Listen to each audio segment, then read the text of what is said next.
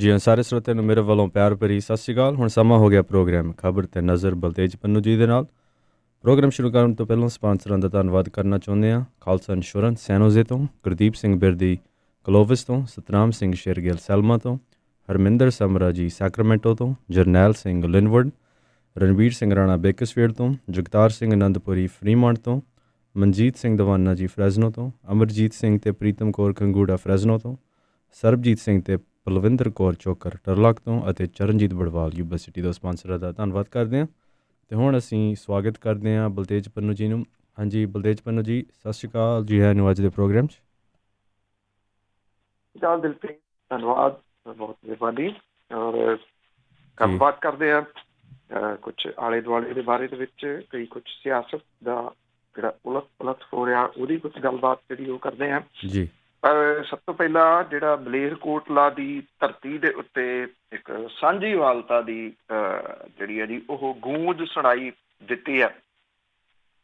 ਇੱਥੇ ਮਲੇਰਕੋਟਲਾ ਦੇ ਵਿੱਚ ਨਾਗਰਿਕਤਾ ਸੋਧ ਕਾਨੂੰਨ NRC ਤੇ NPR ਦੇ ਖਿਲਾਫ ਪੰਜਾਬ ਦੀਆਂ 14 ਜਨਤਕ ਜਥੇਬੰਦੀਆਂ ਜਿਹੜੀਆਂ ਉਹਨਾਂ ਦੇ ਸੱਦੇ ਦੇ ਉੱਤੇ ਦਾਣਾ ਮੰਡੀ ਦੇ ਵਿੱਚ ਰੋਸ ਰੈਲੀ ਦੇ ਵਿੱਚ ਹਜ਼ਾਰਾਂ ਦੀ ਗਿਣਤੀ ਦੇ ਵਿੱਚ ਔਰਤਾਂ, ਮਰਦ, ਕਿਸਾਨ, ਸਟੂਡੈਂਟ, ਮੁਲਾਜ਼ਮ, ਨੌਜਵਾਨ, ਖੇਤ ਮਜ਼ਦੂਰ ਜਿਹੜੇ ਸੀ ਉਹਨਾਂ ਨੇ ਸ਼ਿਰਕਤ ਕੀਤੀ। ਔਰ ਜਾਮੀਆ ਮਿਲੀਆ ਇਸਲਾਮੀਆ ਯੂਨੀਵਰਸਿਟੀ ਦੇ ਕਾਰਵਾਂ ਮੁਹੱਬਤ ਦੇ ਵੱਖ-ਵੱਖ ਵਫਦਾਂ ਦੇ ਵੱਲੋਂ ਵੀ ਪ੍ਰਦਰਸ਼ਨ ਦੇ ਵਿੱਚ ਸ਼ਿਰਕਤ ਕੀਤੀ ਗਈ। ਜਿਹੜੇ RSS ਤੇ ਭਾਜਪਾ ਦੀ ਅਗਵਾਈ ਹੇਠਲੀ ਕੇਂਦਰੀ ਹਕੂਮਤ ਦੇ ਵੱਲੋਂ ਦੇਸ਼ 'ਚ ਫਿਰਕੂ ਵੰਡੀਆਂ ਪਾਉਣ ਦੇ ਅੰਨੇ ਰਾਸ਼ਟਰਵਾਦ ਰਾਹੀਂ ਲੋਕਾਂ ਨੂੰ ਧਰਮ ਦੇ ਨਾਂ ਤੇ ਲੜਾਉਣ ਦੀ ਬੁਲਾਰਿਆਂ ਨੇ ਨਖੇਦੀ ਜਿਹੜਾ ਜੀ ਉਹ ਕੀਤੀ। ਇੱਥੇ ਬੋਲਦਿਆਂ ਹੋਇਆ ਕਿ ਅਰਥ ਸ਼ਾਸਤਰੀ ਨੇ ਜਿਹੜੇ ਡਾਕਟਰ ਨਵਸ਼ਰਨ ਔਰ ਉਹਨਾਂ ਨੇ ਇਹ ਗੱਲ ਕਹੀ ਕਿ ਐਡਾ ਵੱਡਾ ਜਿਹੜਾ ਇਕੱਠ ਹੈ ਉਹ ਸਾਂਝੀਵਾਲਤਾ ਦਾ ਸਬੂਤ ਹੈ। ਔਰ ਉਹਨਾਂ ਨੇ ਇਹ ਵੀ ਕਿਹਾ ਕਿ ਇਹ ਜਿਹੜਾ ਜੀ ਇਕੱਠ ਸਾਬਤ ਕਰਦਾ ਹੈ ਕਿ ਕੇਂਦਰ ਸਰਕਾਰ ਨੇ ਨਾਗਰਿਕਤਾ ਦਾ ਜਿਹੜਾ ਮਸਲਾ ਖੜਾ ਕੀਤਾ ਹੈ ਉਹ ਸਿਰਫ ਮੁਸਲਿਮ ਭਾਈਚਾਰੇ ਦਾ ਨਹੀਂ ਸਗੋਂ ਸਾਰਿਆਂ ਦਾ ਸਾਂਝਾ ਜਿਹੜਾ ਉਹ ਮਸਲਾ ਹੈ। ਉਹਨਾਂ ਨੇ ਇਹ ਵੀ ਕਿਹਾ ਕਿ ਔਰਤ ਨੇ ਸਮਝ ਲਿਆ ਕਿ ਜੇ ਵੰਡੀਆਂ ਪੈਂਦੀਆਂ ਨੇ, ਨਫ਼ਰਤ ਦੀ ਸਿਆਸਤ ਚੱਲਦੀ ਆ ਤਾਂ ਉਹਦੀ ਕੀਮਤ ਉਹਨਾਂ ਨੂੰ ਸਭ ਤੋਂ ਵੱਧ ਦੇਣੀ ਪੈਂਦੀ ਆ। ਔਰ ਮਲੇਰਕੋਟਲਾ ਦੀ ਧਰਤੀ ਦੇ ਉੱਤੇ ਔਰਤਾਂ ਦਾ ਏਡੀ ਵੱਡੀ ਗਿਣਤੀ ਦੇ ਵਿੱਚ ਬਾਹਰ ਨਿਕਲਣਾ ਘਰ ਤੋਂ ਇਹ ਇੱਕ ਨਵਾਂ ਜਿਹੜਾ ਜੀ ਉਹ ਪੜਾਅ ਹੈ। ਜਿਹੜੇ ਵੱਖ-ਵੱਖ ਧਰਮਾਂ ਦੇ ਬੁਲਾਰੇ ਸਨ ਜਾਂ ਵੱਖ-ਵੱਖ ਧਰਮਾਂ ਦੇ ਲੋਕਾਂ ਦਾ ਇਹਦੇ ਵਿੱਚ ਜਿਹੜਾ ਜੀ ਉਹ ਸ਼ਾਮਲ ਹੋਣਾ, ਇਹ ਪੰਜਾਬ ਦੀ ਧਰਤੀ ਤੋਂ ਇੱਕ ਨਵੀਂ ਸ਼ੁਰੂਆਤ ਜਿਹੜੀ ਆ ਜੀ ਉਹ ਹੋਈ ਆ। ਇਸੇ ਤਰ੍ਹਾਂ ਦਾ ਇੱਕ ਰੋਸ ਰੈਲੀ ਜਿਹੜੀ ਹੈ ਜੀ ਉਹ ਮਾਨਸਾ ਦੇ ਵਿੱਚ ਵੀ ਪੱਕੇ ਤੌਰ ਦੇ ਉੱਤੇ ਸ਼ੁਰੂ ਕੀਤੀ ਗਈ ਆ। ਇਹ ਵੀ ਕਿਹਾ ਗਿਆ ਕਿ 24 ਫਰਵਰੀ ਤੋਂ ਇਹਦਾ CAA NRC ਦਾ ਜਿਹੜਾ ਵਿਰੋਧ ਹਫ਼ਤਾ ਮਨਾਇਆ ਜਿਹੜਾ ਜੀ ਉਹ ਜਾਊਗਾ। ਔਰ ਪੰਜਾਬ ਬੇਸ਼ੱਕ ਇਹਨਾਂ ਮਾਮਲਿਆਂ ਦੇ ਉੱਤੇ ਪਛੜ ਗਿਆ ਮਾਮਲਿਆਂ 'ਚ, ਪਰ ਇਸ ਵੇਲੇ ਇੱਕ ਵੱਡੀ ਸ਼ੁਰੂਆਤ ਜਿਹੜੀ ਹੈ ਜੀ ਉਹ ਪੰਜਾਬ ਦੇ ਵਿੱਚੋਂ ਹੋਈ ਆ ਇਹਨਾਂ ਦੋ ਜਗ੍ਹਾ ਤੋਂ ਖਾਸ ਤੌਰ ਦੇ ਉੱਤੇ। ਉਧਰ ਜੇ ਆਪਾਂ ਦਿੱਲੀ ਦੀ ਗੱਲ ਕਰੀਏ ਤਾਂ ਨਾਗਰਿਕਤਾ ਕਾਨੂੰਨ ਦੇ ਖਿਲਾਫ ਸ਼ਾਹੀਨ ਬਾਗ ਦੇ ਵਿੱਚ ਬੈਠੇ ਜਿਹੜੇ ਪ੍ਰਦਰਸ਼ਨਕਾਰੀ ਸੀ ਉਹਨਾਂ ਨੇ ਕੇਂਦਰੀ ਗ੍ਰਹਿ ਮੰਤਰੀ ਅਮਿਤ ਸ਼ਾਹ ਦੀ ਰਿਹਾਇਸ਼ ਦੇ ਵੱਲ ਮਾਰਚ ਕੱਢਣਾ ਸ਼ੁਰੂ ਕੀਤਾ, ਪਰ ਇਜਾਜ਼ਤ ਨਾ ਲਏ ਜਾਣ ਕਰਕੇ ਪੁਲਿਸ ਨੇ ਉਹਨਾਂ ਨੂੰ ਅੱਗੇ ਨਹੀਂ ਵਧਣ ਦਿੱਤਾ। ਪ੍ਰਬੰਧਕਾਂ ਨੇ ਕਿਹਾ ਕਿ ਅਧਿਕਾਰੀਆਂ ਤੋਂ ਹੁਣ ਇਜਾਜ਼ਤ ਲੈ ਕੇ ਅਮਿਤ ਸ਼ਾਹ ਹੋਰਾਂ ਦੀ ਰਿਹਾਇਸ਼ ਵੱਲ ਮਾਰਚ ਕੱਢਿਆ ਜਾਊਗਾ। ਪੁਲਿਸ ਦੇ ਕਹੇ ਦੇ ਉੱਤੇ ਇਹ ਮਾਰਚ ਜਿਹੜਾ ਸੀ ਉਹ ਪ੍ਰਦਰਸ਼ਨਕਾਰੀਆਂ ਨੇ ਰੱਦ ਕਰ ਦਿੱਤਾ। ਪ੍ਰਸਤਾਵਿਤ ਮਾਰਚ ਨੂੰ ਵੇਖਦਿਆਂ ਹੋਇਆ ਜਿਹੜੀ ਪੁਲਿਸ ਦੇ ਬਹੁਤ ਵੱਡੇ ਪ੍ਰਬੰਧ ਕੀਤੇ ਗਏ ਸੀ। ਥਾਂ-ਥਾਂ ਦੇ ਉੱਤੇ ਬੈਰੀਕੇਡ ਜਿਹੜੇ ਦੀ ਉਹ ਲਾਏ ਗਏ ਸੀਗੇ। ਪ੍ਰਦਰਸ਼ਨਕਾਰੀਆਂ ਨੂੰ ਕੁਝ ਦੂਰੀ ਦੇ ਉੱਤੇ ਜਿਹੜਾ ਜੀ ਉਹ ਰੋਕ ਦਿੱਤਾ ਗਿਆ। ਸ਼ਾਹੀਨ ਬਾਗ ਦੀਆਂ ਦਾਦੀਆਂ ਸਣੇ 8 ਮੈਂਬਰੀ ਵਫਦ ਜਿਹੜਾ ਸੀ ਉਹਨੇ ਪੁਲਿਸ ਦੇ ਕੋਲੇ ਪਹੁੰਚ ਕਰਕੇ ਅਮਿਤ ਸ਼ਾਹ ਦੇ ਨਾਲ ਮੁਲਾਕਾਤ ਦੀ ਇਜਾਜ਼ਤ ਮੰਗੀ ਤੇ ਕਿਹਾ ਕਿ ਉਹ ਸ਼ਾਂਤਮਈ ਢੰਗ ਦੇ ਨਾਲ ਮਾਰਚ ਕੱਢਣਗੇ। ਪ੍ਰਦਰਸ਼ਨਕਾਰੀ ਸਰਤਾ ਵਿਹਾਰ ਹੁੰਦੇ ਹੋਏ ਆਸ਼ਰਮ ਤੇ ਫਿਰ ਅਮਿਤ ਸ਼ਾਹ ਦੀ ਸਰਕਾਰੀ ਰਿਹਾਇਸ਼ ਤੱਕ ਜਾਣਾ ਚਾਹੁੰਦੇ ਆ, ਪਰ ਦਿੱਲੀ ਪੁਲਿਸ ਨੇ ਅਜਿਹਾ ਨਾ ਕਰਨ ਕਰਕੇ ਧਰਨਾਕਾਰੀ ਜਿਹੜੇ ਸੀ ਉਹ ਪਰਤ ਗਏ। ਤੇ ਜਿਹੜੇ ਧਰਨਾਕਾਰੀ ਉਹ ਕਹਿੰਦੇ ਆ ਕਿ ਪੁਲਿਸ ਦੇ ਮੁਤਾਬਕ ਗ੍ਰਹਿ ਮੰਤਰੀ ਨਾਲ ਸਾਡੀ ਮੁਲਾਕਾਤ ਦੀ ਬੇਨਤੀ ਉਹਨਾਂ ਦੇ ਅੱਗੇ ਭੇਜ ਦਿੱਤੀ ਗਈ ਆ ਤੇ ਇਹਨੂੰ ਤੈਅ ਕਰਨ ਦੇ ਵਾਸਤੇ ਹੁਣ ਦੂਜੇ ਪਾਸੇ ਤੋਂ ਜਿਹੜਾ ਉਹ ਜਵਾਬ ਉਡੀਕਿਆ ਜਿਹੜਾ ਦੀ ਉਹ ਜਾਊਗਾ ਔਰ ਕੁਛ ਸਮਾਂ ਇਹਦੇ ਉੱਤੇ ਜਿਹੜਾ ਦੀ ਉਹ ਲੱਗੂਗਾ। ਐਕਚੁਅਲੀ ਪਿਛਲੇ ਦਿਨੀ ਜਿਹੜਾ ਸੀਗਾ ਅਮਿਤ ਸ਼ਾਹ ਨੇ 3 ਦਿਨ ਪਹਿਲਾਂ ਇਹ ਗੱਲ ਕਹੀ ਸੀ ਕਿ ਉਹ 3 ਦਿਨਾਂ ਦੇ ਅੰਦਰ CAA ਬਾਰੇ ਵਿਚਾਰ ਵਟਾਂਦਰੇ ਲਈ ਕਿਸੇ ਨੂੰ ਮਿਲਣ ਨੂੰ ਤਿਆਰ ਹੈ। ਤੇ ਅੱਗੋਂ ਜਿਹੜਾ ਜੀ ਸ਼ਾਹੀਨ ਬਾਗ ਦੇ ਉੱਤੇ ਬੈਠੇ ਜਿਹੜੇ ਲੋਕ ਨੇ ਉਹਨਾਂ ਨੇ ਕਿਹਾ ਠੀਕ ਹੈ, ਜੇ ਗ੍ਰਹਿ ਮੰਤਰੀ ਇਹ ਗੱਲ ਕਹਿੰਦੇ ਆ ਤੇ ਅਸੀਂ ਉਹਨਾਂ ਨੂੰ ਮਿਲਣ ਦੇ ਵਾਸਤੇ ਜਿਹੜਾ ਜੀ ਉਹ ਤਿਆਰ ਹੈ। ਹੁਣ ਅੱਗੋਂ ਪਰਮਿਸ਼ਨ ਦੀ ਉਡੀਕ ਜਿਹੜੀ ਹੈ ਜੀ ਉਹ ਕੀਤੀ ਜਾਊਗੀ। ਇੰਨਾ ਜ਼ਰੂਰ ਹੈ ਕਿ ਗ੍ਰਹਿ ਮੰਤਰੀ ਹੋਰੀ ਵੀ ਸੱਦਾ ਦੇ ਕੇ ਇੱਕ ਕਿਸਮ ਦੇ ਨਾਲ ਜਿਹੜਾ ਜੀ ਉਹ ਫਸ ਗਏ, ਕਿਉਂਕਿ ਇਹ ਹੁਣ ਕਹਿੰਦੇ ਆ ਕਿ ਸਾਡੀ ਮੁਲਾਕਾਤ ਜਿਹੜੀ ਉਹ ਕਰਵਾਓ, ਅਸੀਂ ਵਫਦ ਦੇ ਰੂਪ ਦੇ ਵਿੱਚ ਜਿਹੜਾ ਜੀ ਜਾਣਾ ਗ੍ਰਹਿ ਮੰਤਰੀ ਦੇ ਘਰ ਤੱਕ। ਤੇ ਅੱਗੋਂ ਹੁਣ ਗ੍ਰਹਿ ਮੰਤਰੀ ਜਿਹੜਾ ਜੀ ਉਹ ਕੀ ਜਵਾਬ ਦਿੰਦੇ ਆ ਇਹ ਆਉਂਦੇ ਦਿਨ ਜਿਹੜੇ ਆ ਜੀ ਉਹ ਦੱਸਣਗੇ ਜੀ। ਮੋਗੇ ਦੇ ਨੇੜੇ ਇੱਕ ਪਿੰਡ ਪੈਂਦਾ ਸੈਦਪੁਰ ਜਲਾਲ, ਉੱਥੇ ਪੰਜਾਬ ਪੁਲਿਸ ਦੇ ਇੱਕ ਹੌਲਦਾਰ ਨੇ ਆਪਣੀ ਜਿਹੜੀ ਉਹਦੀ ਦੂਜੀ ਇਹ ਪਤਨੀ ਸੀ ਉਹਦੇ ਸਣੇ ਸਹੁਰੇ ਪਰਿਵਾਰ ਦੇ 4 ਜੀਆਂ ਨੂੰ ਗੋਲੀ ਮਾਰ ਕੇ ਮਾਰ ਦਿੱਤਾ। ਇਹ ਹੌਲਦਾਰ ਜਿਹੜਾ ਜੀ ਕੁਲਵਿੰਦਰ ਸਿੰਘ ਦੱਸਿਆ ਜਾਂਦਾ, ਵਾਰਦਾਤ ਦੇ ਵਾਸਤੇ ਉਹਨੇ ਸਰਕਾਰੀ AK-47 ਰਾਈਫਲ ਜਿਹੜੀ ਸੀ ਉਹ ਵਰਤੀ। ਉਹਦੀ ਪਤਨੀ ਤੋਂ ਬਿਨਾਂ ਉਹਦੀ ਸੱਸ, ਉਹਦਾ ਸਾਲਾ ਤੇ ਸਾਲੇ ਦੀ ਪਤਨੀ ਜਿਹੜੀ ਉਹ ਸ਼ਾਮਲ ਹੈ। ਔਰ ਉਹ ਮੋਗਾ ਪੁਲਿਸ ਦੇ ਵਿੱਚ ਪੁਲਿਸ ਲਾਈਨ ਦੇ ਵਿੱਚ ਦੰਗਾ ਰੋਕੂ ਟੀਮ ਦੇ ਵਿੱਚ ਜਿਹੜਾ ਜੀ ਉਹ ਤਾਇਨਾਤ ਹੈ। ਇਹਦੇ ਮ੍ਰਿਤਕ ਜੋੜੇ ਦੀ 10 ਸਾਲਾ ਬੱਚੀ ਜਿਹੜੀ ਹੈ ਜੀ ਉਹ ਗੋਲੀ ਲੱਗਣ ਦੇ ਨਾਲ ਜ਼ਖਮੀ ਹੋਈ ਆ। ਹੌਲਦਾਰ ਨੇ ਆਤਮ ਸਮਰਪਣ ਕਰ ਦਿੱਤਾ। ਹੌਲਦਾਰ ਦਾ ਸਹੁਰਾ ਪਰਿਵਾਰ ਦੇ ਨਾਲ ਕਿਸੇ ਸਾਂਝਾ ਕਾਰੋਬਾਰ ਸੀਗਾ ਤੇ ਪੈਸਿਆਂ ਦੀ ਲੈਣ ਦੇਣ ਦੇ ਬਾਰੇ ਦੇ ਵਿੱਚ ਜਿਹੜੀ ਜੀ ਕੋਈ ਗੱਲਬਾਤ ਹੋਈ ਆ। ਦੂਜੇ ਪਾਸੇ ਕੁਝ ਇਹ ਵੀ ਕਿਹਾ ਜਾ ਰਿਹਾ ਕਿ ਇਹਦੀ ਦੂਜੀ ਪਤਨੀ ਸੀ। ਪਹਿਲੀ ਪਤਨੀ ਤੋਂ ਜਿਹੜੀ ਬੇਟੀ ਆ ਉਹਦੇ ਕੁਝ ਐਜੂਕੇਸ਼ਨ ਵਗੈਰਾ ਨੂੰ ਲੈ ਕੇ ਕੋਈ ਰੌਲਾ ਰੱਪਾ ਜਿਹੜਾ ਜੀ ਉਹ ਘਰ ਦੇ ਵਿੱਚ ਰਹਿੰਦਾ ਸੀਗਾ।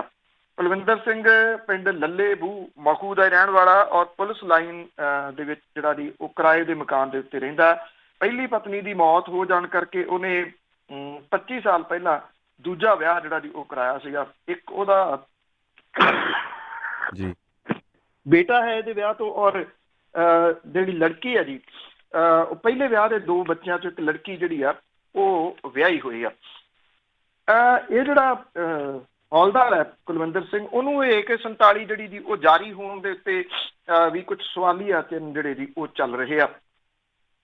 5 ਸਾਲ ਪਹਿਲਾਂ ਪੁਲਿਸ ਲਾਈਨ ਦੇ ਵਿੱਚ ਜਦੋਂ ਮਾਲਖਾਨਾ ਦਾ ਇੰਚਾਰਜ ਸੀਗਾ ਤਾਂ ਉੱਥੋਂ ਉਹਨੇ AK-47 ਰਾਈਫਲ ਤੇ 9mm ਦਾ ਪਿਸਤੌਲ ਜਿਹੜਾ ਸੀਗਾ ਉਹ ਦੀਵਾਲੀ ਦੀ ਰਾਤ ਨੂੰ ਲਿਜਾ ਕੇ ਘਰੇ ਰਾਈਫਲ ਦੇ ਨਾਲ 75 ਰਾਊਂਡ ਫਾਇਰਿੰਗ ਕੀਤੀ ਸੀਗੀ। ਔਰ ਉਹਨੇ ਲੜਕੇ ਦੇ ਜਿਹੜਾ ਸੀਗਾ ਸਰਕਾਰੀ AK-47 ਰਾਈਫਲ ਤੇ 9mm ਪਿਸਤੌਲ ਪੁਲਿਸ ਲਾਈਨ ਦੇ ਵਿੱਚ ਜਮ੍ਹਾਂ ਜਿਹੜੇ ਉਹ ਕਰਵਾਏ ਸੀਗੇ। 26 ਅਕਤੂਬਰ 14 ਨੂੰ ਥਾਣਾ ਸਿਟੀ ਪੁਲਿਸ ਨੇ ਇਹਦੇ ਖਿਲਾਫ ਗਬਨ ਤੇ ਹਵਾਈ ਫਾਇਰਿੰਗ ਦੀਆਂ ਧਾਰਾਵਾਂ ਦੇ ਤਹਿਤ ਕੇਸ ਦਰਜ ਕਰਕੇ ਉਹਨੂੰ ਗ੍ਰਿਫਤਾਰ ਕਰ ਲਿਆ ਸੀਗਾ। ਪਰ ਬਾਅਦ ਦੇ ਵਿੱਚ ਵਿਭਾਗ ਨੇ ਰਹਿਣ ਦੇ ਆਧਾਰ ਦੇ ਉੱਤੇ ਉਹਦਾ ਬਚਾਅ ਕੀਤਾ, ਧਾਰਾਵਾਂ ਜਿਹੜੀਆਂ ਜੀ ਉਹ ਰੱਦ ਕਰ ਦਿੱਤੀਆਂ। ਇਹ ਵੀ ਕਿਹਾ ਜਾਂਦਾ ਹੈ ਕਿ ਸਹੁਰੇ ਪਰਿਵਾਰ ਨੇ ਇੱਕ ਐਪਲੀਕੇਸ਼ਨ ਪੁਲਿਸ ਤੱਕ ਲਾਈ ਸੀ ਕਿ ਇਹਨੂੰ ਅਸਲਾ ਨਾ ਦਿੱਤਾ ਜਾਵੇ, ਪਰ ਅਣਗਹਿਲੀ ਜਿਹੜੀ ਹੈ ਜੀ ਉਹ ਦਫ਼ਤਰ ਦੀ ਵੀ ਹੋਈ ਹੈ। ਜਿਹਨੇ ਅਸਲਾ ਉਹਨੂੰ ਘਰੇ ਲਿਜਾਣ ਜਿਹੜਾ ਉਹ ਦਿੱਤਾ ਤੇ ਉਹ ਅਸਲੇ ਦੇ ਨਾਲ 4 ਜਾਨਾਂ ਜਿਹੜੀਆਂ ਜੀ ਉਹਦੀ ਪਤਨੀ ਰਾਜਵਿੰਦਰ ਕੌਰ, ਉਹਦੀ ਸੱਸ ਸੁਖਵਿੰਦਰ ਕੌਰ, ਉਹਦਾ ਸਾਲਾ ਜਸਕਰਨ ਸਿੰਘ ਤੇ ਉਹਦੀ ਪਤਨੀ ਅੱਗੇ ਇੰਦਰਜੀਤ ਕੌਰ, ਚਾਰਾਂ ਨੂੰ ਜਿਹੜਾ ਸੀਗਾ ਜੀ ਇਹਨੇ ਕਤਲ ਕਰ ਦਿੱਤਾ ਜੀ। ਕੱਲ ਪੂਰੇ ਮੁਲਕ ਦੇ ਵਿੱਚ, ਪੂਰੀ ਦੁਨੀਆ ਦੇ ਵਿੱਚ ਜਿਹੜੀ ਅਟਰੈਕਸ਼ਨ ਸੀ ਉਹ ਦਿੱਲੀ ਦਾ ਸਹੁੰ ਚੁੱਕ ਸਮਾਗਮ ਜਿਹੜਾ ਸੀ ਉਹ ਰਿਹਾ ਅਰਵਿੰਦ ਕੇਜਰੀਵਾਲ ਹੋਰਾਂ ਦਾ। ਅਰਵਿੰਦ ਕੇਜਰੀਵਾਲ ਹੋਰਾਂ ਦਾ ਜੋ ਕੁਛ ਉਹਨਾਂ ਨੇ ਭਾਸ਼ਣ ਦਿੱਤਾ ਉਹਦੇ ਕਈ ਮਾਇਨੇ ਜਿਹੜੇ ਆ ਜੀ ਉਹ ਇੱਥੇ ਕੱਢੇ ਜਾ ਰਹੇ ਆ, ਕਿਉਂਕਿ ਇੱਕ ਇਹ ਕਹਿ ਲਓ ਕਿ ਜਿਹੜਾ ਤੀਸਰੀ ਵਾਰੀ ਕਿਉਂਕਿ ਉਹ ਮੁੱਖ ਮੰਤਰੀ ਬਣਿਆ, ਜੇ ਪਹਿਲੀ ਵਾਰੀ ਮੁੱਖ ਮੰਤਰੀ ਦਾ ਜਿਹੜਾ ਭਾਸ਼ਣ ਸੁਣੀਏ, ਦੂਜੀ ਵਾਰੀ ਦਾ ਸੁਣੀਏ, ਤੀਜੀ ਵਾਰੀ ਦਾ ਜਿਹੜਾ ਉਹ ਸੁਣੀਏ ਤੇ ਉਹਦੇ ਵਿੱਚ ਚੋਖਾ ਫਰਕ ਹੈ। ਫਰਕ ਕੁਛ ਇਸ ਪੱਖੋਂ ਹੈ ਕਿ ਇਹਦੇ ਵਿੱਚ ਜਿਹੜਾ ਜੀ ਉਹ ਮੈਚੋਰ ਭਾਸ਼ਣ ਉਹ ਜ਼ਿਆਦਾ ਲੱਗਦਾ, ਇਹਦੇ ਵਿੱਚ ਕਾਲਾਪਨ ਜਿਹੜਾ ਜੀ ਉਹ ਘੱਟ ਹੈ। ਔਰ ਇੰਨਾ ਜ਼ਰੂਰ ਹੈ ਕਿ ਜਿਹੜੇ ਮੈਸੇਜ ਨੇ ਉਹਦੇ ਵਿੱਚ ਉਹ ਇਹ ਜ਼ਰੂਰ ਨੇ ਕਿ ਆਮ ਆਦਮੀ ਪਾਰਟੀ ਜਿਹੜੀ ਹੈ ਜੀ ਉਹਦੀ ਇੱਛਾ ਨੈਸ਼ਨਲ ਪਾਰਟੀ ਜਾਂ ਨੈਸ਼ਨਲ ਸਿਆਸਤ ਦੇ ਉੱਤੇ ਵੀ ਜਿਹੜੀ ਹੈ ਜੀ ਉਹ ਹੈਗੀ ਆ। ਇਸੇ ਕਰਕੇ ਜਿਸ ਦਿਨ ਤੋਂ ਨਤੀਜੇ ਆਏ ਆ ਉਸ ਦਿਨ ਤੋਂ ਜਿਹੜਾ ਜੀ ਪ੍ਰਚਾਰਿਆ ਜਾ ਰਿਹਾ ਪਾਰਟੀ ਦੇ ਵੱਲੋਂ ਕਿ ਇੱਕ ਨੰਬਰ ਦਿੱਤਾ ਗਿਆ ਕਿ ਉਹਦੇ ਉੱਤੇ ਮਿਸ ਕਾਲ ਮਾਰੀ ਜਾਵੇ ਔਰ ਮਿਸ ਕਾਲ ਮਾਰ ਕੇ ਪਾਰਟੀ ਦੇ ਨਾਲ ਜਿਹੜਾ ਉਹ ਜੁੜਿਆ ਜਾਵੇ। ਪਾਰਟੀ ਪੰਜਾਬ ਨੂੰ ਜਿਹੜਾ ਜੀ ਅਗਲੇ ਇੱਕ ਨਿਸ਼ਾਨੇ ਵਜੋਂ ਲੈ ਰਹੀ ਹੈ। ਇਹਦਾ ਅੰਦਾਜ਼ਾ ਇੱਥੋਂ ਵੀ ਲੱਗਦਾ ਹੈ ਕਿ ਸਹੁੰ ਚੁੱਕ ਸਮਾਗਮ ਦੇ ਵਿੱਚ ਜਿਹੜੀ ਆਮ ਆਦਮੀ ਪਾਰਟੀ ਦੀ ਲੀਡਰਸ਼ਿਪ ਸੀਗੀ ਉਹਨੂੰ ਪਹਿਲੀ ਕਤਾਰ ਦੇ ਵਿੱਚ ਜਗ੍ਹਾ ਦਿੱਤੀ ਗਈ, ਔਰ ਇਹ ਤੇ ਤੋਂ ਲੱਗ ਰਿਹਾ ਕਿ ਆਮ ਆਦਮੀ ਪਾਰਟੀ ਜਿਹੜੀ ਇਹਦੀ ਉਹਦਾ ਪੰਜਾਬ ਹੁਣ ਅਗਲਾ ਨਿਸ਼ਾਨੇ ਦੇ ਉੱਤੇ ਜਿਹੜਾ ਜੀ ਉਹ ਹੈ ਜੀ। ਜਿਹੜੇ ਇੱਥੋਂ ਛੱਡ ਕੇ ਚਲੇ ਗਏ ਸੀ ਜੀ, ਉਹਨਾਂ ਨੂੰ ਛੱਡ ਕੇ ਬਾਕੀ ਜਿਹੜੇ ਵਿਧਾਇਕ ਸੀਗੇ ਉਹਨਾਂ ਨੂੰ ਇੱਥੇ ਸੱਦਿਆ ਜਿਹੜਾ ਜੀ ਉਹ ਗਿਆ। ਸਾਬਕਾ ਸੰਸਦ ਮੈਂਬਰ ਪ੍ਰੋਫੈਸਰ ਸਾਧੂ ਸਿੰਘ ਹੋਰੀ ਵੀ ਜਿਹੜਾ ਜੀ ਬੇਸ਼ੱਕ ਉਹ ਅੱਜ ਵਿਧਾਇਕ ਤਾਂ ਨਹੀਂ ਹੈਗੇ, ਨਾ ਉਹ MP ਨੇ, ਪਰ ਉਹਨਾਂ ਨੂੰ ਵੀ ਜਿਹੜਾ ਜੀ ਉਹ ਸੱਦਿਆ ਗਿਆ ਜੀ। ਇਹਦੇ ਤੋਂ ਅੰਦਾਜ਼ਾ ਜਿਹੜਾ ਜੀ ਇਹ ਲਾਇਆ ਜਾ ਰਿਹਾ ਕਿ ਸ਼ਾਇਦ ਪੰਜਾਬ ਦੇ ਵਿੱਚ ਜਿਹੜਾ ਜੀ ਉਹ ਹੁਣ ਪਾਰਟੀ ਅਗਲੀਆਂ ਸਰਗਰਮੀਆਂ ਜਿਹੜੀਆਂ ਉਹ ਵਿੱਢੂਗੀ। ਇਹਨਾਂ ਤੋਂ ਬਾਅਦ ਕਈ ਕਿਸਮ ਦੀਆਂ ਜਿਹੜੀਆਂ ਦੀ ਉਹ ਗੱਲਾਂ ਬਾਤਾਂ ਚੱਲੀ ਜਾਂਦੀਆਂ ਨੇ, ਪਰ ਅਰਵਿੰਦ ਕੇਜਰੀਵਾਲ ਹੋਰਾਂ ਦਾ ਜਿਹੜਾ ਭਾਸ਼ਣ ਹੈ, ਜਿਸ ਤਰੀਕੇ ਦੇ ਨਾਲ ਉਹਨਾਂ ਨੇ ਇਹ ਗੱਲ ਜਿਹੜੀ ਹੈ ਜੀ ਕਹੀ ਆ ਕਿ ਮੁਲਕ ਦੇ ਵਿੱਚ ਇੱਕ ਨਵੀਂ ਰਾਜਨੀਤੀ ਦੀ ਸ਼ੁਰੂਆਤ ਹੋ ਚੁੱਕੀ ਆ, ਜਿਹੜੀ ਕਿ ਆਮ ਲੋਕਾਂ ਦੇ ਨਾਲ ਜੁੜੀ ਹੋਈ ਆ, ਆਮ ਲੋਕਾਂ ਦੀਆਂ ਜ਼ਰੂਰਤਾਂ ਦੇ ਨਾਲ ਜਿਹੜੀ ਉਹ ਜੁੜੀ ਹੋਈ ਆ।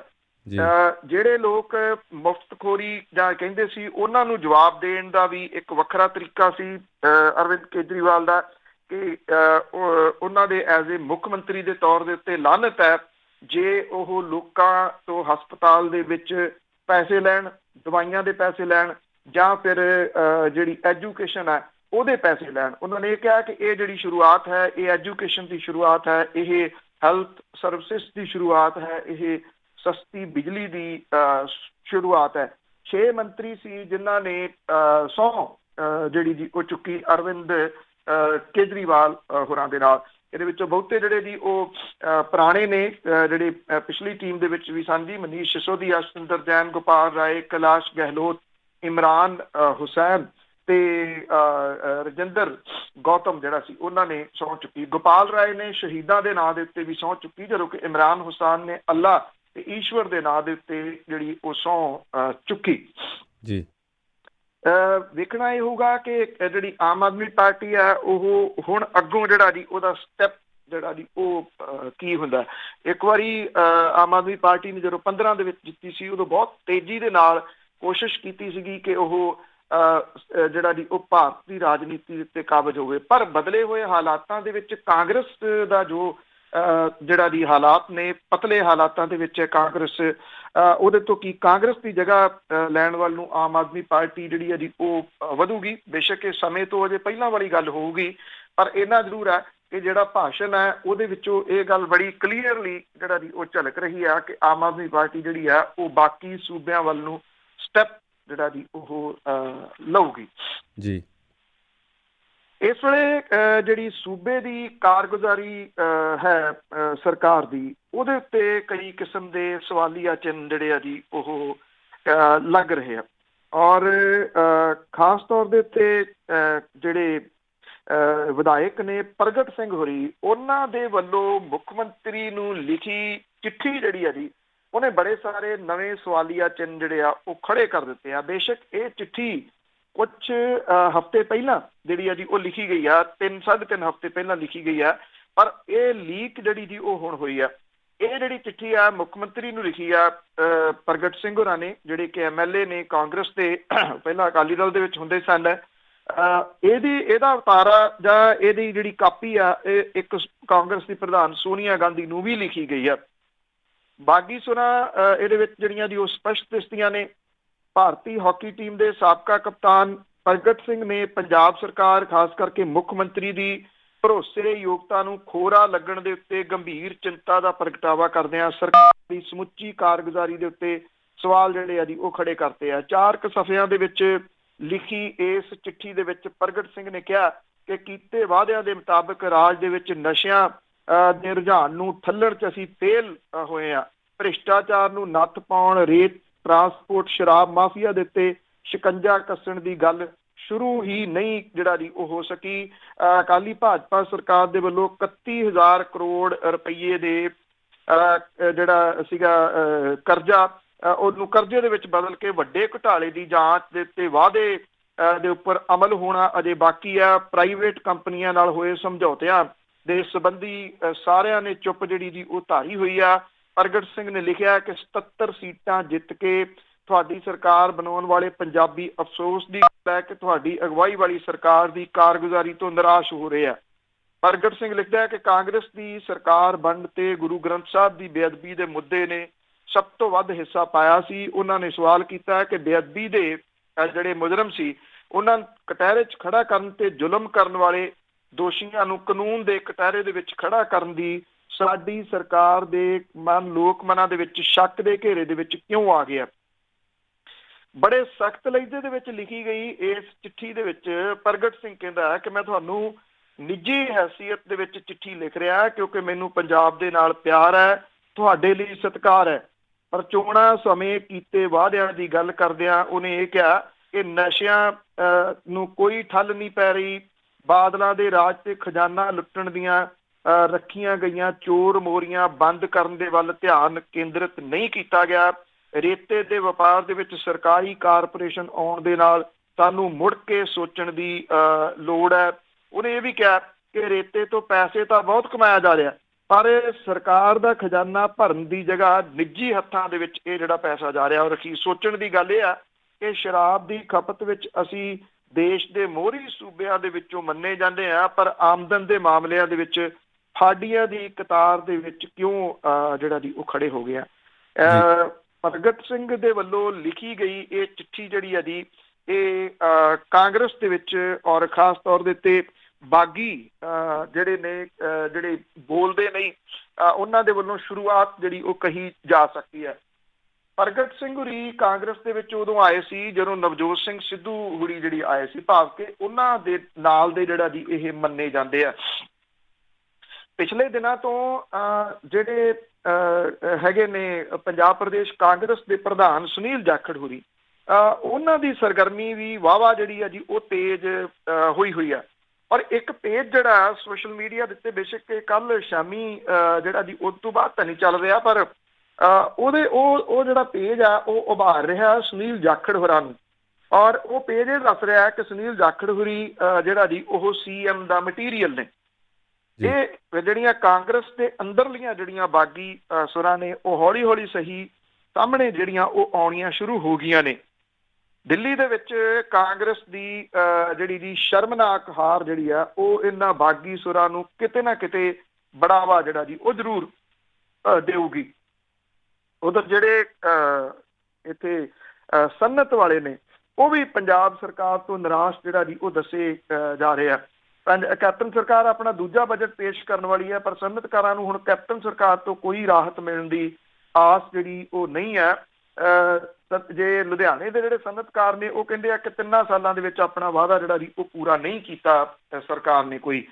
ਜੇ ਤੁਹਾਨੂੰ ਯਾਦ ਹੋਵੇ ਜਦੋਂ ਸਰਕਾਰ ਬਣੀ ਸੀ ਤਾਂ ਮਨਪ੍ਰੀਤ ਸਿੰਘ ਬਾਦਲ ਜਿਹੜੇ ਖਾਲੀ ਖਜ਼ਾਨਾ ਮੰਤਰੀ ਨੇ ਉਹਨਾਂ ਨੇ ਕਿਹਾ ਸੀਗਾ ਕਿ ਜਿਹੜਾ ਚੌਥਾ ਬਜਟ ਹੋਊਗਾ ਉਹ ਸਾਵਾਂ ਬਜਟ ਜਿਹੜਾ ਦੀ ਉਹ ਪੇਸ਼ ਕੀਤਾ ਜਾਊਗਾ। 3 ਸਾਲ ਤੁਹਾਨੂੰ ਕਹਿੰਦੇ ਸੀ ਨਿਰਾਸ਼ਾ ਦੇ ਵਿੱਚੋਂ ਜਿਹੜਾ ਦੀ ਉਹ ਲੰਘਣਾ ਪੈਣਾ। ਹੁਣ ਵੇਖਣਾ ਇਹ ਹੋਊਗਾ ਕਿ ਜਿਹੜਾ ਚੌਥਾ ਬਜਟ ਹੈ ਇਹ ਸਾਵਾਂ ਆਉਂਦਾ ਜਾਂ ਜਿਹੜਾ ਜੀ ਉਹ ਨਹੀਂ। ਪੰਜਾਬ ਦੇ ਇੱਥੇ ਇੱਕ ਕਸਬੇ ਲੌਂਗੋਵਾਲ ਦੇ ਵਿੱਚ ਜਿਹੜੇ ਬੱਚਿਆਂ ਦੀ ਵੈਨ ਸੀ ਉਹਨੂੰ ਲੱਗੀ ਅੱਗ ਜਿਹੜੀ ਸੀ ਉਹਨੇ ਪ੍ਰਾਈਵੇਟ ਸਕੂਲਾਂ ਦੀ ਅਣਗਹਿਲੀ ਜਿਹੜੀ ਆ ਜੀ ਔਰ ਪ੍ਰਸ਼ਾਸਨ ਜਿਹੜਾ ਜੀ ਉਹਦੀ ਚੁੱਪ ਦੇ ਉੱਤੇ ਸਵਾਲੀਆ ਚਿੰਨ੍ਹ ਲਾਏ ਨੇ।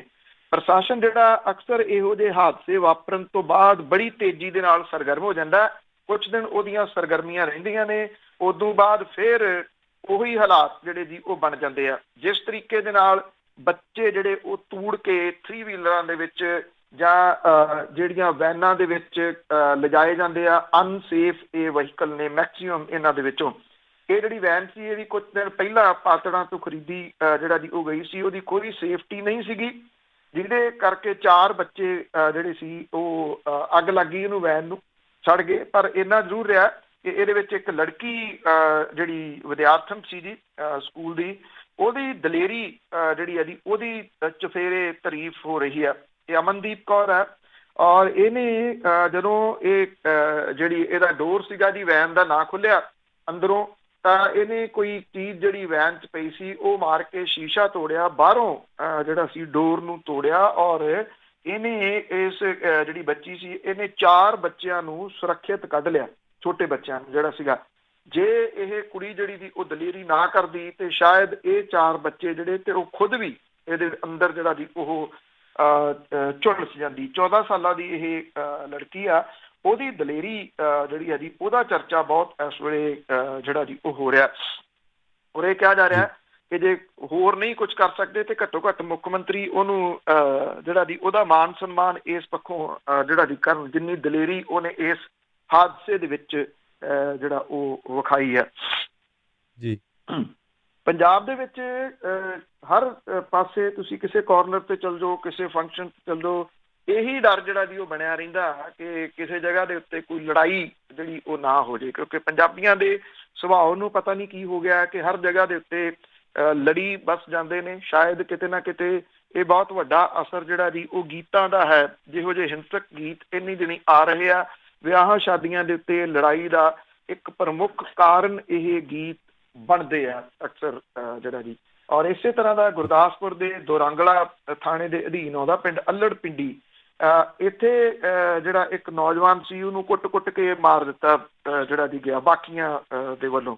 ਰੌਲਾ ਰੱਪਾ ਉਹੀ ਡੀਜੇ ਦੇ ਉੱਤੇ ਹੀ ਜਿਹੜਾ ਜੀ ਉਹ ਪਿਆ ਕਿ ਇਹ ਜਿਹੜਾ ਨੌਜਵਾਨ ਸੀਗਾ ਆਪਣੇ ਦੋਸਤ ਦੀ ਭੈਣ ਦੇ ਵਿਆਹ ਦੇ ਉੱਤੇ ਜਿਹੜਾ ਜੀ ਉਹ ਗਿਆ ਸੀਗਾ, ਔਰ ਉਹ ਉੱਥੇ ਇੱਕ ਵਿਆਹ ਦੇ ਵਿੱਚ ਕੋਈ ਜਿਹੜਾ ਡੀਜੇ ਦੇ ਉੱਤੇ ਡਾਂਸ ਵਗੈਰਾ ਕਰਦਿਆਂ ਲੜਾਈ ਹੋ ਗਈ। ਉਦੋਂ ਬਾਅਦ ਇਹ ਲੜਾਈ ਜਿਹੜੀ ਸੀਗੀ ਜੀ ਉਹ ਵੱਧ ਗਈ। ਜਿਹੜਾ ਮਾਰਿਆ ਗਿਆ ਮੁੰਡਾ ਉਹਨੇ ਬਚਣ ਦੀ ਕੋਸ਼ਿਸ਼ ਤਾਂ ਕੀਤੀ, ਉਹਨੇ ਉੱਥੋਂ ਟਿੱਬਣ ਦੀ ਕੋਸ਼ਿਸ਼ ਕੀਤੀ, ਪਰ ਜਿਹੜੇ ਦੂਸਰੇ ਇਹਦੇ ਉੱਤੇ ਹਮਲਾ ਕਰਨ ਵਾਲੇ ਸੀ 4 ਜਾਣੇ, ਉਹਨਾਂ ਨੇ ਉਹਦਾ ਪਿੱਛਾ ਕਰਕੇ ਉਹਨੂੰ ਕੁੱਟਿਆ, ਜਿਹੜਾ ਕੜਾ ਮੋਟਾ ਪਾਇਆ ਸੀ ਉਹ ਮਾਰ-ਮਾਰ ਕੇ ਉਹਦੇ ਸਿਰ ਜਿਹੜਾ ਸੀਗਾ ਜੀ ਉਹ ਇੱਕ ਕਿਸਮ ਦੇ ਨਾਲ ਖੋਲਤਾ ਫੇਰ। ਔਰ ਇਹਦੀ 23 ਸਾਲਾਂ ਦੀ ਜਿਹੜਾ ਵਿਅਕਤੀ ਸੀਗਾ ਰੋਮੀ ਕੁਮਾਰ, ਉਹਦੀ ਮੌਤ ਹੋ ਗਈ ਇਸ ਜਿਹੜਾ ਜੀ ਲੜਾਈ ਝਗੜੇ ਦੇ ਵਿੱਚ। ਸੋ ਇਹ ਹਾਲਾਤ ਜਿਹੜੇ ਜੀ ਹਰ ਜਗ੍ਹਾ ਦੇ ਉੱਤੇ ਪੰਜਾਬ ਦੇ ਵਿੱਚ ਜਿਹੜੇ ਉਹ ਵੇਖੇ ਜਾ ਸਕਦੇ ਆ। ਮੈਂ ਜਿਵੇਂ ਕਿਹਾ ਕਿ ਲੜਾਈਆਂ ਜਿਹੜੀਆਂ ਖਾਸ ਤੌਰ ਦੇ ਉੱਤੇ ਹੁੰਦੀਆਂ ਨੇ, ਚਾਹੇ ਉਹ ਵਿਦੇਸ਼ਾਂ ਦੇ ਵਿੱਚ ਹੀ ਸਾਡੇ ਪੰਜਾਬੀ ਨੌਜਵਾਨਾਂ ਦੀਆਂ ਲੜਾਈਆਂ ਚਰਚਾ ਦੇ ਵਿੱਚ ਆਉਂਦੀਆਂ ਨੇ, ਉੱਥੇ ਵੀ ਰੌਲਾ ਰੱਪਾ ਜਿਹੜਾ ਪੈਂਦਾ ਜੀ ਉਹ ਇਹਨਾਂ ਹਿੰਸਕ ਗਾਣਿਆਂ ਦੀ ਵਜ੍ਹਾ ਕਰਕੇ ਜਿਹੜਾ ਪੈਂਦਾ, ਜਿਹੜੇ ਕਿ ਉਤੇਜਿਤ ਜਿਹੜਾ ਉਹ ਕਰਦੇ ਆ। ਹਾਂ, ਇੱਥੇ ਪੰਜਾਬ ਦੇ ਵਿੱਚ ਇੱਕ ਗੱਲ ਜ਼ਰੂਰ ਹੈ ਕਿ ਕੁਝ ਚੀਜ਼ਾਂ ਜਿਹੜੀਆਂ ਦੀ ਉਹ ਸ਼ੁਰੂ ਹੋਈਆਂ ਨੇ, ਕੁਝ ਜਿਹੜੇ ਸਮਾਜ ਪ੍ਰਤੀ ਚਿੰਤਕ ਲੋਕ ਨੇ ਉਹ ਮੂਹਰੇ ਆਏ ਨੇ ਇਹਨਾਂ ਸਮਾਗਮਾਂ ਨੂੰ, ਅਜਿਹੇ ਜਿਹੜੇ ਗੀਤ ਨੇ ਉਹਨਾਂ ਨੂੰ ਰੋਕਣ ਦੇ ਵਾਸਤੇ। ਪਰ ਜਿਹੜਾ ਜੀ ਉਹ ਸਵਾਲ ਉਹੀ ਹੈ ਕਿ ਇਹ ਕਿੰਨੇ ਕੁ ਜਾਣੇ ਨੇ। ਜਿਹੜਾ ਅੱਜ ਇੱਥੇ ਨਵੇਂ ਸ਼ਹਿਰ ਦੇ ਵਿੱਚ ਹੋ ਰਿਹਾ ਜਿਹੜਾ ਸਮਾਗਮ ਹੈ, ਕੱਲ੍ਹ ਨੂੰ ਹੋਣਾ ਜੀ 18 ਤਰੀਕ ਨੂੰ, ਉਹਦੇ ਵੀ ਜਿਹੜਾ ਜੀ ਇਸ ਵੇਲੇ ਬਹੁਤ ਚਰਚਾ ਹੈ ਕਿ ਪ੍ਰਸ਼ਾਸਨ ਹੁਣ ਜ਼ਰੂਰ ਉੱਠਿਆ, ਉਹ ਇਹਨਾਂ ਲੋਕਾਂ ਦੀ ਵੱਡੀ ਵਿਰੋਧਤਾ ਕਰਕੇ ਕਿ ਹਾਈ ਕੋਰਟ ਦੇ ਹੁਕਮਾਂ ਨੂੰ ਅੱਖੋਂ ਪਰੋਖੇ ਜਿਹੜਾ ਉਹ ਕਿਵੇਂ ਕਰਕੇ ਉੱਥੇ ਹਿੰਸਕ ਗੀਤ ਗਾਉਣ ਵਾਲਾ ਜਿਹੜਾ ਸਿੱਧੂ ਮੂਸੇਵਾਲਾ ਉਹਨੂੰ ਕਿਵੇਂ ਲਾਇਆ ਜਾ ਸਕਦਾ ਹੈ, ਇਹਦੇ ਉੱਤੇ ਨਜ਼ਰਾਂ ਬਹੁਤੀਆਂ ਜਿਹੜੀਆਂ ਜੀ ਉਹ ਟਿਕੀਆਂ ਹੋਈਆਂ ਨੇ। ਪਰ ਜਿੰਨੀ ਕੁ ਕੋਸ਼ਿਸ਼ ਇਹ ਕੁਝ ਲੋਕ ਪੰਜਾਬ ਦੇ ਜਿਹੜਾ ਜੀ ਉਹ ਕਰ ਰਹੇ ਆ ਉਹ ਤਾਰੀਫ ਦੇ ਹੱਕਦਾਰ ਨੇ। Thank you very much Dilpreet ਜੀ, ਬਹੁਤ ਬਹੁਤ ਧੰਨਵਾਦ ਤੁਹਾਡਾ ਬਲਦੇਜ ਪੰਨੂ ਜੀ। ਸਤਿ ਸ਼੍ਰੀ ਅਕਾਲ ਜੀ। ਜੀ, ਇਹ ਸਨ ਬਲਦੇਜ ਪੰਨੂ ਜੀ ਅੱਜ ਦੇ ਪ੍ਰੋਗਰਾਮ 'ਚ ਖਬਰ ਤੇ ਨਜ਼ਰ। ਇੱਦਾਂ ਹੀ ਅਸੀਂ ਇਜਾਜ਼ਤ ਲੈਂਦੇ ਹਾਂ, ਕੱਲ੍ਹ ਨੂੰ ਮਿਲਦੇ ਹਾਂ। ਸੁਣਦੇ ਰਹੋ ਪੰਜਾਬੀ ਰੇਡੀਓ USA ਤੇ ਮੇਰੇ ਵੱਲੋਂ ਪਿਆਰ ਭਰੀ ਸਤਿ ਸ਼੍ਰੀ ਅਕਾਲ।